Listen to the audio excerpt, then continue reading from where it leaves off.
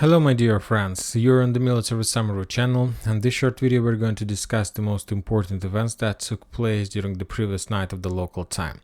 And basically during the previous night there were a lot of updates, so let's start. The United States and the Western countries continue reconnaissance operation in the Black Sea, trying to track the situation, to follow the Russian positions, the redeployment of Russian military forces in Crimea, in South Kherson, and the situation in Odessa area.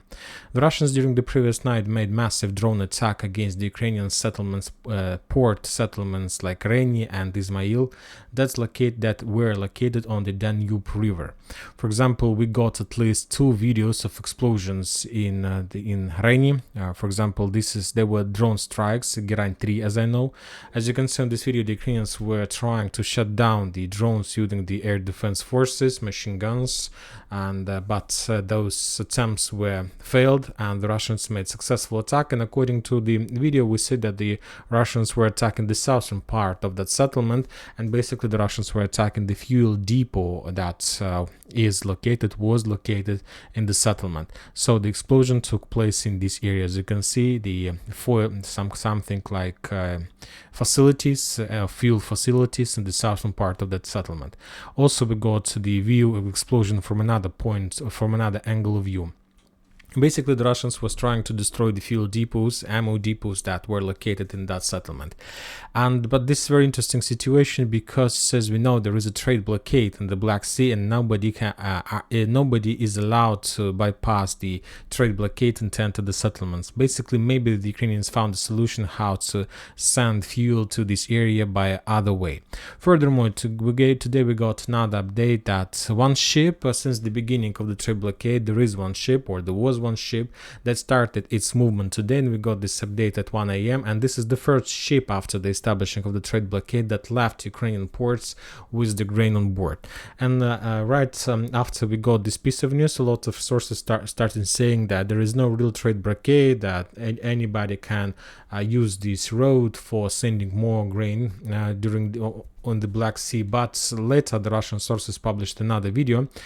This is some kind of permission that was received by the Russian authorities on this. This is the permission, this request for permission from China. The Chinese authorities were asking the Russian authorities to allow the ship to leave the Odessa port and go in direction of Hong Kong. So basically, that was like a real deal between Russia, China, and Ukraine. And based on that agreement, the Russians allowed the ship to leave the port because there was some kind of responsibilities of China's side, and I believe that there are no ammo or something like this on board of that ship. Now we're moving to Kherson direction, and today we got a lot of very interesting updates, and probably the most important are coming from the Kazachий Lager area. According to information we have, at least according to the military Russian expert Ryber, the Russians managed to counterattack in this area and to clear their bank of the river and to force the Ukrainians to leave these territories. So basically, as a result of clashes that took place from 12th of August till 15th of August, the Russians managed to suppress the Ukrainian artillery forces. We discussed those situations yesterday, that the Russians started attacking the Ukrainian artillery system on their bank of the river, and today they managed to clear the entire territory. So basically, according to information we have, this territory was cleared and completely controlled by the Russian forces. Currently, the Russians, we will update the map before the next video. Also, when talking about Kherson area, we got another very interesting update from this bridgehead that took place yesterday, but we didn't involve that update in the yesterday evening. The United States, the Ukrainians published a very interesting video how they managed to discover the Russian S-300 system in the South Kherson area, and after that they shown at least 3 launching systems, 2 or 3, and also there was like a truck with fuel. So lots of equipment, the entire air defense division that was discovered by the Ukrainians, and after that air defense division was attacked by the HIMARS, and as a result of that attack, the entire region lost its air defense system. Now we were gonna see the strikes. As you can see, a lot of strikes, at least 2 or 3. Maybe the Russians were trying to shut down the HIMARS missiles, but as you can see, they failed that attempt and the entire system was destroyed.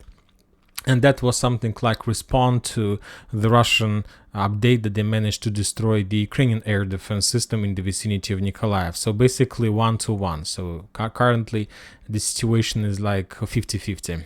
Nobody won this battle.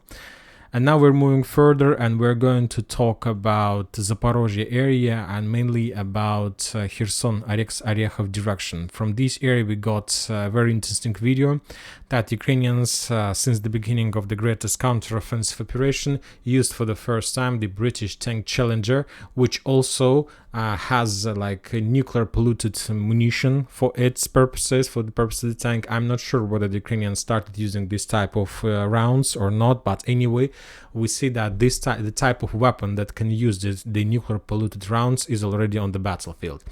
When talking about today, we start receiving updates that Ukrainians restarted their offensive operation in Orekhov in Barbotina area, but yet we haven't received any like video or photo confirmations of the results of those attacks.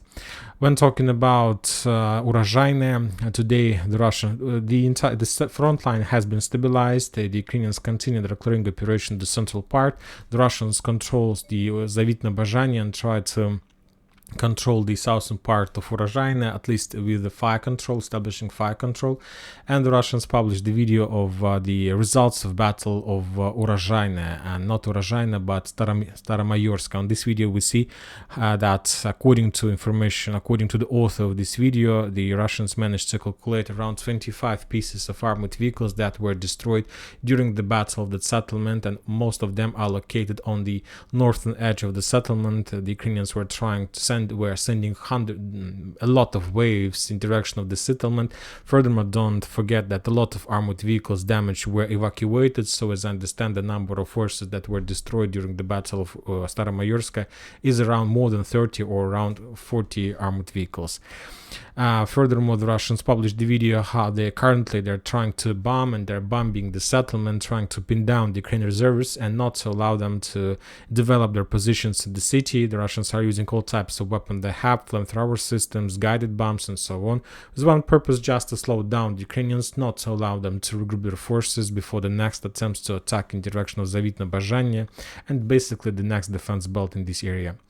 Now we are moving to Donetsk area, to Marinka area today. This is my favorite front line, and today we got a lot of updates from this bridgehead. The first one is that the Russians continue storming operation in direction of the Novomikhailivka from the south. A few days ago there was a video how the Russian tank was attacking the stronghold in this area, and if we will increase the number of updates, we're gonna see that we see that on this video, for example,